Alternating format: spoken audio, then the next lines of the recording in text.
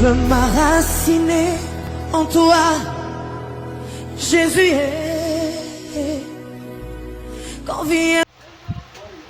Merci pour l'invitation. Je suis face au MIGEC et merci pour l'interview qu'on va passer. Un bon moment d'échange par rapport aux actualités qui mènent la société, par rapport au MIGEC. Et soyez scrutés, que Dieu vous bénisse. Amen. Shalom, shalom, je vous salue au nom de Jésus-Christ. La Bible nous dit que Dieu a tant aimé le monde qui nous a donné son Fils uni, afin que quiconque à lui ne périsse point, reçoive la vie éternelle. Et ceci, bien aimé, est une grâce que Dieu nous a fait. Tout comme il a fait une grâce encore en ce moment d'émission face au MIGEC, de recevoir le pasteur Philippe Nguena. Shalom, pasteur. Shalom, shalom, shalom, shalom. Et merci au MIGEC. Et sentez-vous libre. Et merci aussi pour cette plateforme que vous me donnez de parler. Alors, le mouvement d'intercession des jeunes du Cameroun, c'est aussi ça. C'est venir à la rencontre des hommes de Dieu, venir à la rencontre des jeunes pour parler des choses de la jeunesse, pour parler des choses de notre nation. Alors, sans plus tarder, parce que le principe dans cette émission est très simple, nous entrons toujours par un thème que nous allons développer. Et ce thème est dans ces enveloppes que vous avez le choix d'en choisir une. D'accord. Merci.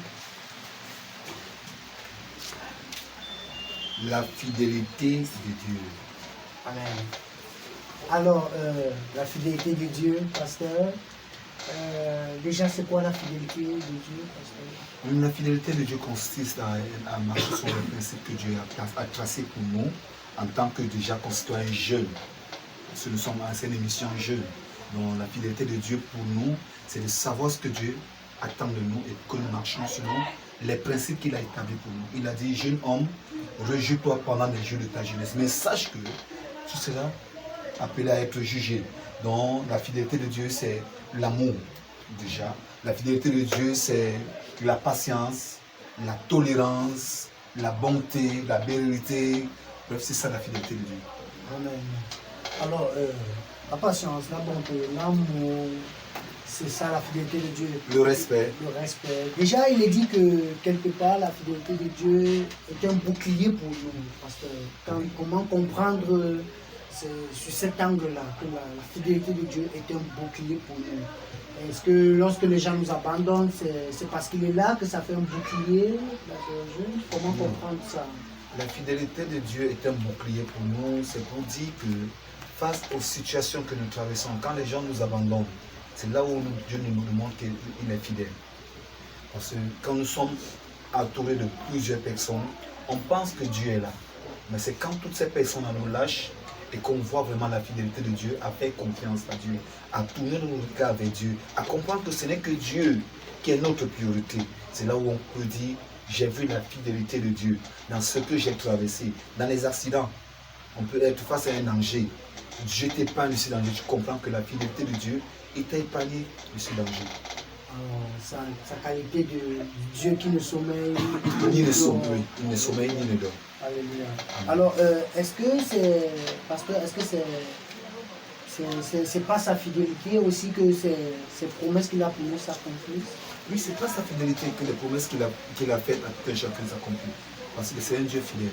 Il déclare sa parole que j'accomplis toute parole qui sort de ma bouche. Elle ne rentre pas en moi sans avoir été accomplie. Donc c'est la fidélité de Dieu, c'est d'accomplir tout ce qu'il a tenu.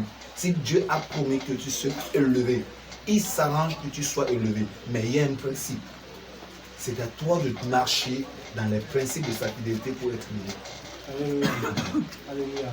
Alors, la fidélité de Dieu, c'est ce thème que nous abordons encore aujourd'hui et nous bénissons le Seigneur pour ce thème. Alors, pasteur, la fidélité, quand les gens nous abandonnent dans un moment difficile, et c'est souvent compliqué pour nous de croire encore que Dieu est fidèle, qu'il est là. Parce que je pense à ce jeune qui peut plus ou moins être dans une dépression, tout le monde l'a abandonné, il vit le contraire de ce que Dieu a dit.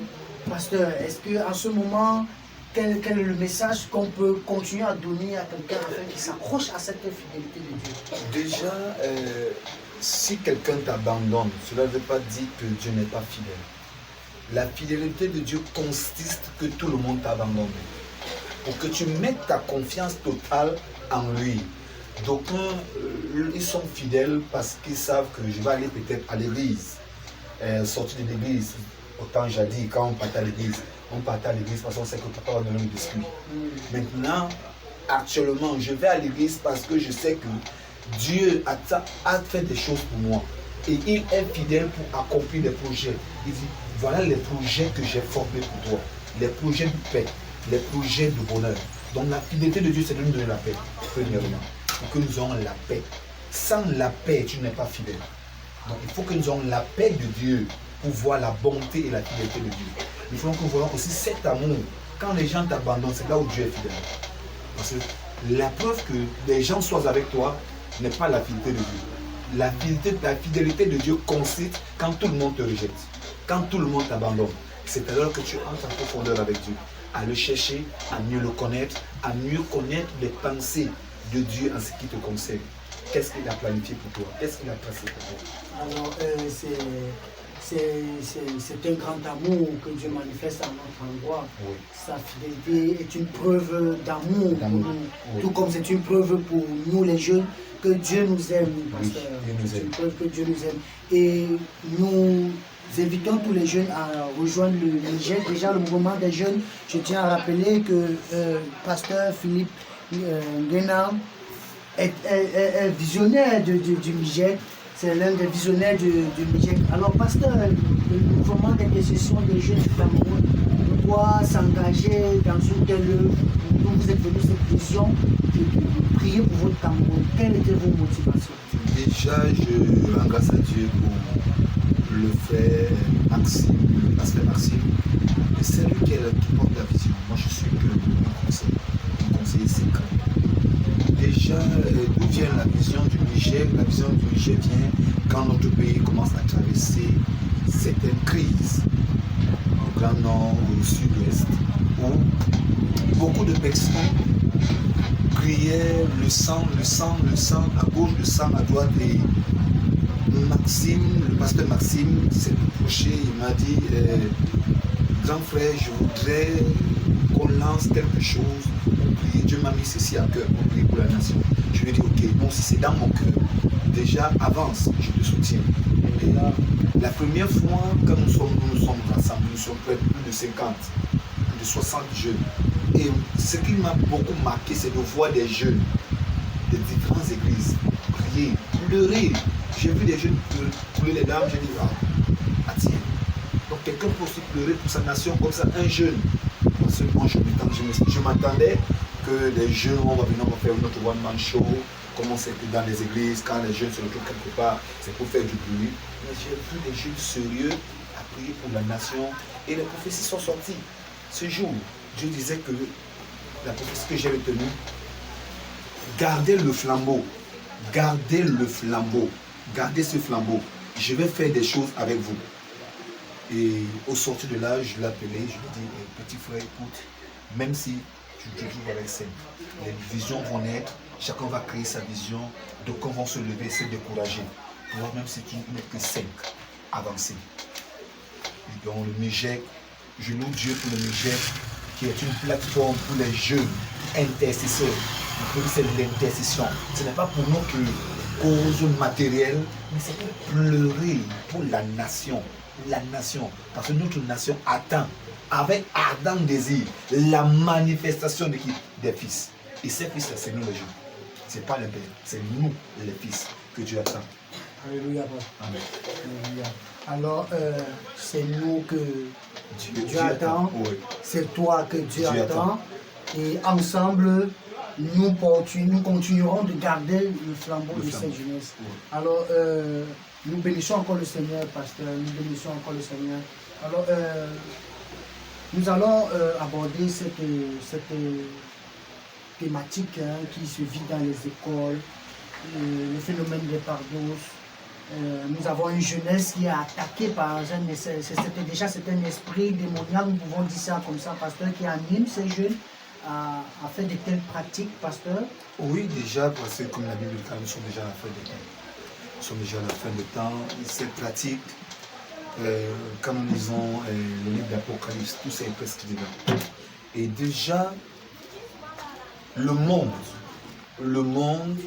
est déjà a commencé à manifester cela. Et à cause de ce que le monde entier, nous, en tant qu'Africains, nous avons nos mœurs. Et nous avons laissé les mœurs européennes, mondiales, venir nous affecter. Si nous tournons vers Jésus-Christ, cela peut s'arrêter.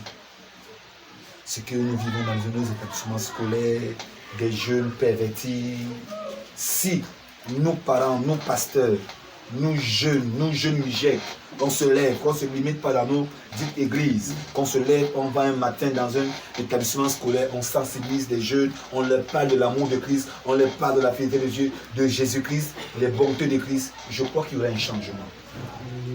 Dieu interpelle nous les jeunes, surtout nous les Mijek, à se lever. Quand quelque chose arrive comme ça, c'est l'interpellation de Dieu en ce qui concerne les jeunes. Alors nous devons davantage nous mettre à la brèche, pasteur. Oui. Alléluia. Alors Dieu cherche un homme, Dieu te cherche, afin que nous puissions venir sortir nos jeunes qui sont dans des prisons, pasteur. Ce sont des prisons sataniques, pasteur. Parce que ce phénomène de pardose, où on fait des rapports sexuels de façon mutuelle, c'est un échange d'esprit démoniaque, pasteur. C'est un échange parce que, comme je disais tantôt, il y a une fois, ici à l'église, j'ai reçu certains jeunes de l'école du lycée Lorraine, je les ai reçus ici. Ils me disaient, pasteur, on vit ceci, je leur disais, seul Jésus-Christ est la solution. Jésus-Christ est la solution.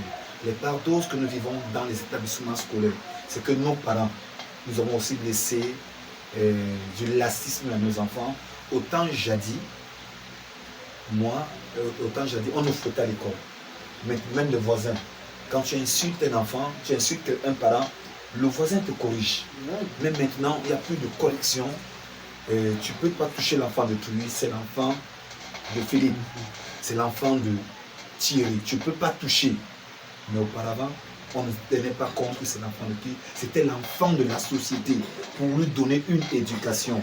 Ce que nous vivons dans nos établissements scolaires, c'est plus démoniaque. C'est plus démoniaque, le manque de respect de soi. Mais la Bible a déjà presque. La Bible a dit, les enfants se lèveront contre leur père, les parents aussi se lèveront contre les enfants. C'est plus démoniaque. Il faut seulement que nous prions et nous, en tant que Mijek, nous vaquons à la croix de Christ Jésus, implorer miséricorde face à nos établissements. Et cela ne suffit pas de prier. Il faut que nous passons à l'acte, d'aller vers cela. Ok, alléluia, pasteur. Alors, nous sommes pris dans le temps, papa. Nous sommes pris à la fin des temps et nous devons davantage racheter ce temps. Oui. Nous devons davantage racheter ce temps afin que nous n'en perdons pas davantage. Oui. Alléluia. Alors, pasteur, un mot d'encouragement à vos jeunes du Niger qui travaillent de façon permanente. Oui. Déjà, le mot que je peux donner au Niger par le visionnaire, le pasteur Maxime, lui dit, ne baisse pas les bras, c'est pas facile, courage. Mais je crois que d'ici la fin de l'année, Dieu va nous donner une plateforme dans cette ville où nous allons tous nous déporter avec nos t-shirts portant Niger, les différentes couleurs de notre nation, le vert ou jaune, et aller pleurer pour la nation. Et il y aura de l'impact. Parce que beaucoup de personnes ne peuvent pas encore croire à la vision, mais ils vont croire à la vision quand nous allons nous sortir. Et je crois que Dieu va susciter quelqu'un qui va signer ce décret. Et nous aurons une plateforme pour pleurer pour notre nation. Donc beaucoup de courage au Niger, à toi mon frère. Beaucoup de courage parce que c'est pas facile. Parce qu'à bonheur, il a une tête dure, mais c'est pas facile. C'est pas facile. Il faut toujours le tirer.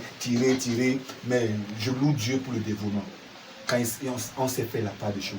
quand il s'agit déjà de pleurer pour Christ par rapport au Niger, je vois les jeunes engagés. Et j'aime toujours dire, ne tenons pas compte de la minorité. Lèvons-nous, bâtissons et laissons Dieu faire le reste. Amen. Amen. Alors, lèvons-nous et bâtissons et laissons faire le reste. C'est clairement entendu de notre part, nous qui sommes dans le Niger, nous qui jour et nuit déjà travaillons pour l'avancée de ce mouvement. Et je profite de ce moment d'émission pour saluer déjà pasteur Maximien, Maman Flore, Yvonne, Judith, Princesse, Aïcha, Ange, Tatiana, Bonheur, Thierry, Henri et tous ces jeunes qui jour et nuit sont Père du prix, pasteur, Père du prix. Alors, nous allons sortir dans cette émission, pasteur, nous allons sortir dans cette émission, mais avant que nous sortions dans cette émission, nous voulons que vous vous adressiez à un Camerounais dans une dépression, qui se sent abandonnés, rejetés en tant que jeune. Adresse-toi à ce jeune, puisque vous êtes face au Niger, vous êtes face à un jeune. Et nous vous présentons un jeune dans la dépression. À vous, pasteur. Toi, jeune qui m'écoute, toi, jeune qui me suis, de près ou de loin, je t'annonce que Jésus a besoin de toi. Sors de cette dépression. Tu peux tomber, cela ne veut pas dire que tu as échoué. Jésus a besoin de toi pour relever ta destinée. Viens au Niger, je t'invite. Les hommes peuvent te condamner, les hommes peuvent te juger, les hommes peuvent te qualifier d'un homme incapable. Mais Jésus est la personne de la personne qui n'a personne. Le Niger te tend la main, viens associer-toi à nous. Ceux qui n'ont pas cru en toi hier, ils vont croire en toi aujourd'hui. Parce que ce Jésus-Christ de Nazareth, il a fait pour moi, il a fait pour les membres de Niger, il peut aussi faire pour toi. Sors de cette dépression, ne te donne pas de la mort. Car Jésus me dit de te dire, tu es son choix.